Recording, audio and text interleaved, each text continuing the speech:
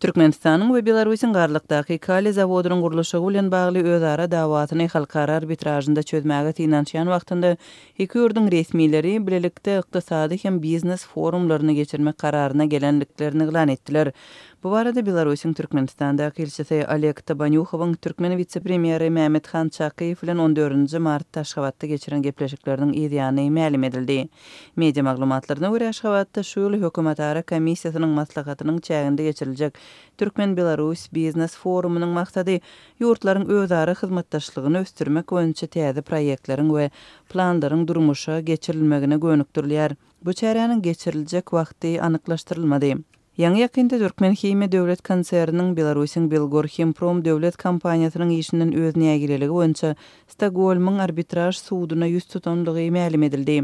Munyň ýa-ni Belarusyň Belgorhimprom döwlet kompaniýasy Türkmen tarapynyň garlykdaky Kali kombinatynyň gurulşyna degişli nägileliginden özüniň habarladygyny tasdiklap, amal aşyran işleri üçin Türkmenistandan $150 million möçberinde pul talap edýänligini we bu barada halkara arbitrajyna ýüzlenenligini habar berdiň. Garlykdaky dagmagdanlaryny baýlaşdyrjy kombinat Türkmenistanyň we Belarusyň bilelikdäki iň uly proýektidir. Türkmenistan Libap vilayetinde 2009-2017 ýyllaryň dowamında gurulan Kali zawodynyň bahasynyň $1 milliard Amerikan dollaryna barabardygyny aýdýar. Türkmenistan we Belarus budjetxanyň gurulşy boýunça özara ulalaşygynyň şertleriniň berjaý edilmezliginde bir-birini ençe ýyl bäri aýyplap gelýärler. Türkmenistan garlykdaky kombinatyň işi boýunça halkara arbitrajyna ýüzlenmek planlaryny ilkinji ýa-da noýabr aýynyň başynda resmi taýdan elan edipdi. Munyň ýa-ni Belarus Türkmenistanyň öz bilen hasaplaşmanlygyny we onuň bergisiniň $40 million Amerikan dollarynyň aşanlygyny aýdypdy. Ozalky ýyllarda garlykdaky Kali öndürüji kombinatyň gurulşynyň gijikdirilmeginiň üstünde dören dawa garamazdan Belarus Türkmenistanda şoňa meňiş ikinji detxany gurmak planlaryny hem ma'lum edipdi.